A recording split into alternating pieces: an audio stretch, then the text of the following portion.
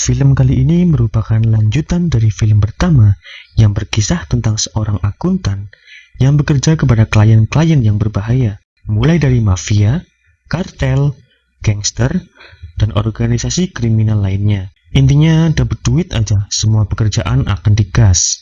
Dia adalah Raymond King, seorang penyelidik swasta dan juga seorang mantan direktur Financial Crime Enforcement Network, atau disingkat Vincent. Raymond tampak sedang menunggu seseorang.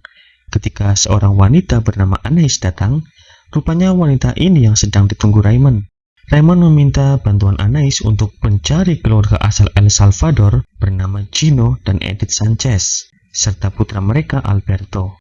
Dengan hanya memberikan foto lama orang tua dan anak laki-laki mereka yang masih kecil, Raymond rupanya dibayar oleh ayah Edith untuk menemukan Edith dan keluarganya. Anais tidak menanggapi tawaran tersebut, tetapi memperingatkan Raymond bahwa dia sedang diawasi. Ketika sekelompok orang sedang menghampiri Raymond, dia segera beranjak untuk melarikan diri.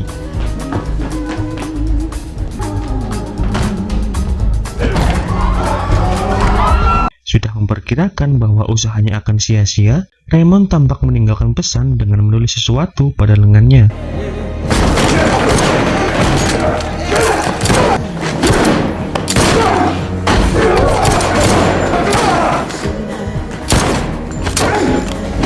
Sempat memberikan perlawanan yang menyulitkan untuk orang seusianya, namun Raymond harus gugur di sana.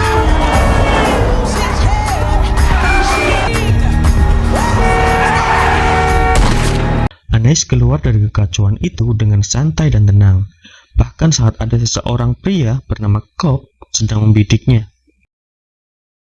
Mary Beth Medina yang merupakan mantan rekan Raymond dan juga direktur Vincent saat ini terkejut saat mendapat panggilan yang mengabarkan bahwa Raymond telah tewas. Saat tengah mengidentifikasi jasad Raymond, Medina menemukan pesan yang ditinggalkan Raymond. Pesan tersebut berbunyi, "Find the accountant." Beralih kepada akuntan kita, Christian Wolff, yang mengidap sindrom Savant. Sindrom Savant secara garis besar adalah kondisi langka ketika seseorang dengan gangguan intelektual memiliki satu atau lebih keterampilan yang melebihi rata-rata manusia normal. Dalam kasus Christian, skill yang didapatkan adalah kemampuan berhitung dan bertarung yang mematikan karena dilatih oleh ayahnya saat kecil bersama dengan saudaranya.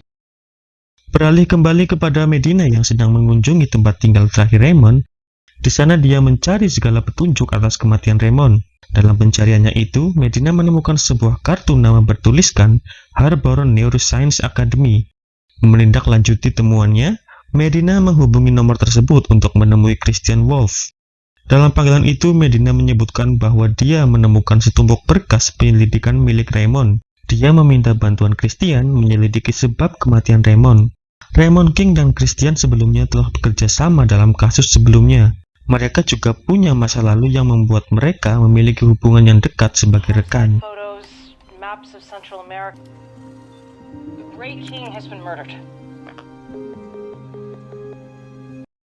Adegan beralih kepada Cobb yang menemui Burke.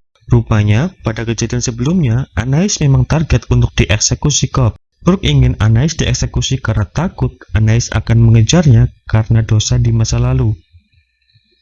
Medina yang tengah sendiri menyelidiki berkas yang ditinggalkan Ray dikejutkan dengan kemunculan Christian di hadapannya.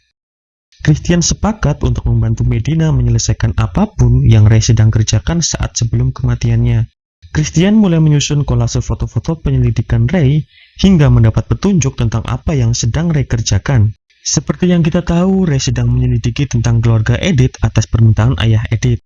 Christian dan Medina kemudian pergi mengunjungi tempat pembuatan pizza di mana Edith pernah bekerja. Mereka menemui seorang pria bernama Ike Sudio untuk mendapatkan informasi tambahan.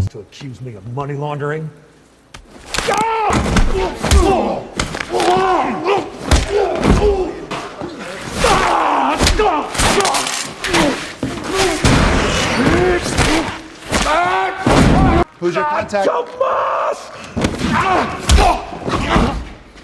Dari penyelidikan Christian dan Medina yang sedikit dibumbui dengan kekerasan, Mereka mendapat petunjuk lain untuk mencari keberadaan Edith. Mereka mendapati bahwa Edith juga dipekerjakan sebagai wanita penghibur di sebuah motel, serta mendapat nama seorang penghubung atau mucikari bernama Thomas. Merasa butuh bantuan dalam penyelidikan ini, Christian mengundang saudaranya Braxton, seorang pembunuh bayaran yang sudah lama tidak ia temui. Braxton dan Christian memiliki ikatan yang menarik sebagai saudara. Christian lebih suka bekerja sendiri, sementara Braxton bekerja pada sebuah asosiasi. Mereka masing-masing memiliki skill bertarung yang terlatih, serta sama-sama cenderung bertindak melanggar hukum dalam pekerjaannya. Namun mereka berdua benar-benar dekat dalam hubungan persaudaraan. Setelah Braxton bertemu dengan Christian dan Medina di motel di mana Edith dulu dipekerjakan, mereka lalu menyusun rencana untuk memancing penghubung atau mucikari dari wanita penghibur. Care what they look like? Nah. How many? Satu dari 3 wanita yang Braxton pesan akhirnya mau bekerja sama dan memancing Thomas untuk menghampiri kamar Braxton dan Christian. Saat Thomas mencoba menjemput gadis-gadisnya, dia mendapat salam berkenalan dari Braxton. Closure, assholes. You got Wi-Fi and everything. Come on in. No? Thomas kini menjadi tahanan kelompok Christian. Namun Medina yang seorang agen federal merasa tidak nyaman dengan cara kerja Christian dan Braxton. Christian meminta bantuan Justin, seorang rekan di Harbor yang merupakan jenius teknologi, untuk meretas dan mencari informasi dengan siapa Ray King bertemu sebelum kematiannya. Justin dan anak-anak jenius di Harbor langsung melacak orang terakhir yang bertemu dengan Ray. Mereka mampu meretas kamera lalu lintas, CCTV, dan bahkan sebuah ponsel dari seorang yang sedang berada di tempat kejadian. Mereka menemukan sosok Anais yang terekam kamera, tapi kesulitan mengenali wajahnya karena Anais selalu memalingkan wajah seolah tahu letak posisi tiap kamera. Namun Justin dan timnya mendapati seorang wanita yang tengah bersuah foto di seberang jalan, dan secara tidak langsung pasti merekam wajah Anais dengan kamera ponselnya. Justin dan anak-anak Harbor meretas komputer milik wanita tersebut untuk mendapatkan foto wajah Anais. Into her photo library. Aid an email photo. It actually tastes the sweetness. Oh, yeah. I love. Medina yang tidak tahan dengan metode bekerja Braxton dan Christian memisahkan diri dari mereka. Dia berusaha bekerja di jalurnya sendiri dengan cara yang benar.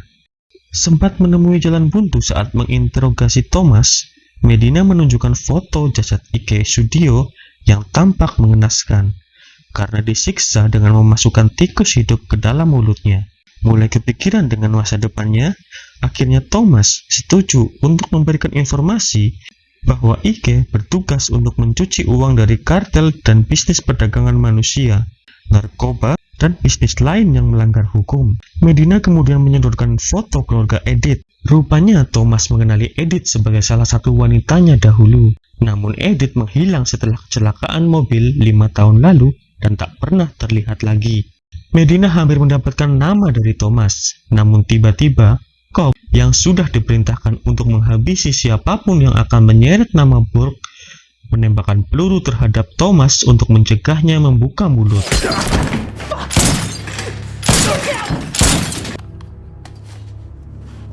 Berbekal informasi dari Thomas sebelumnya, Medina menuju sebuah rumah sakit di mana dahulu seorang wanita korban kecelakaan tunggal pernah dirawat. Sekitar 5 tahun lalu, rumah sakit ini mendapat pasien tanpa identitas. Pasien ini mengalami kecelakaan mobil setelah sebelumnya berusaha diserang oleh seseorang. Dia menderita cedera wajah yang parah sehingga mengharuskannya melakukan operasi rekonstruksi wajah. Namun sebelum itu, para dokter melakukan tindakan rehabilitasi saraf untuk merawat trauma otak terhadapnya. Korban mengalami benturan hebat di kepalanya, sehingga kehilangan ingatan, namun sebagai gantinya, otaknya seolah disusun ulang dan membangkitkan kemampuan luar biasa yang tersembunyi, serta memutuskan jaringan saraf yang tidak diperlukan. Kembali kepada Christian dan Braxton. Braxton tampak sedang mencoba mendapatkan informasi tentang seorang wanita yang mungkin satu asosiasi dengannya. Braxton memiliki alasan melakukannya, karena saat sebelumnya dia melihat foto-foto korban pada berkas penyelidikan milik Ray, Braxton mendapati semua korbannya adalah target yang ditolak oleh Braxton. Jadi target tersebut diambil oleh orang yang satu asosiasi dengan Braxton. Tidak mendapat informasi apapun, Braxton malah mendapat target baru. Target tersebut adalah Medina yang sebelumnya gagal dieksekusi oleh Cobb. Tak menanggapi permintaan klien, pekerjaan tersebut kemudian diserahkan kepada pembunuh lain yang tak lain adalah Anais. Anais mengambil pekerjaan untuk mengeksekusi Medina.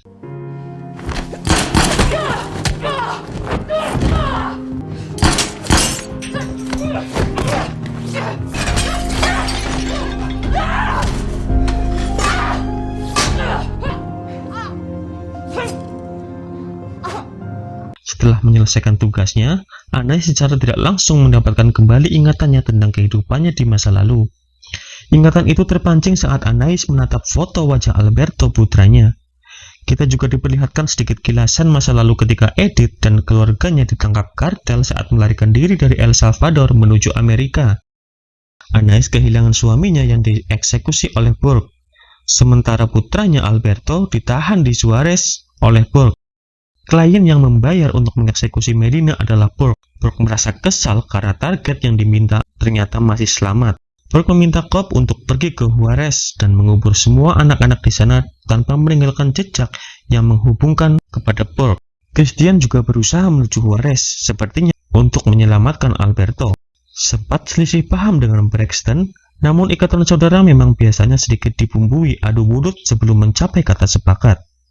Sementara Christian, Braxton menuju Juarez, Justin dan timnya mendapati bahwa semua anak-anak yang menjadi tawanan di Juarez akan dihilangkan secepatnya.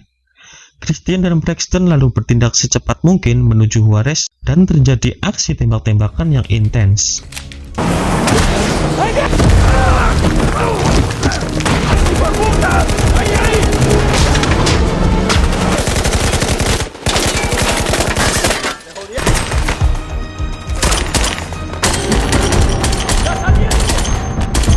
Butuh waktu sedikit lama hingga Christian dan Braxton berhasil menumbangkan semua orang di lokasi itu dan mengejar bus yang mengangkut anak-anak tersebut. Back the fuck up!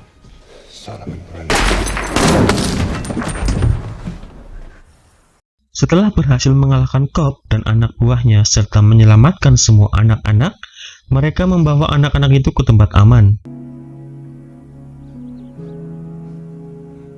Safe. Adegan kemudian beralih di mana Justin menelpon Batu Donets, yang merupakan bos dari asosiasi di mana Braxton bekerja.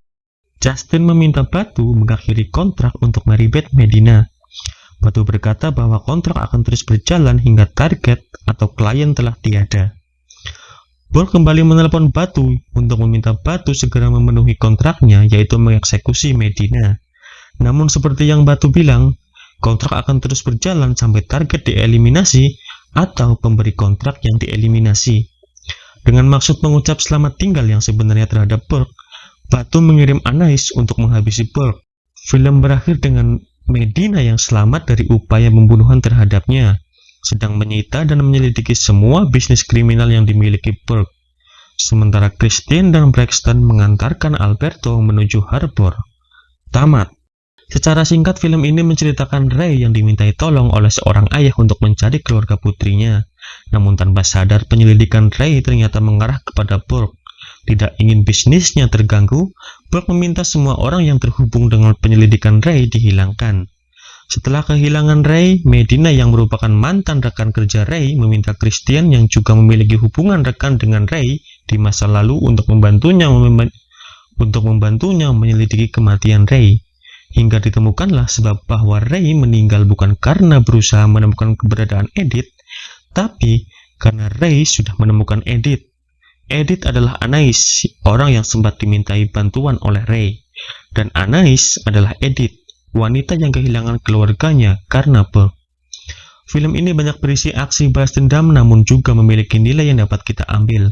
Seperti kedekatan hubungan saudara antara Christian dan Braxton yang sepanjang film seperti berusaha untuk digambarkan dengan realistis. Saudara selalu bertengkar akan sesuatu, namun tetap mereka akan saling membutuhkan. Film ini juga mengangkat tentang ajakan untuk tidak memandang sebelah mata para anak yang mengalami gangguan, karena setiap anak itu spesial, bahkan dalam keterbelakangannya. Demikian alur cerita film The Accountant 2 kali ini. Sampai bertemu lagi.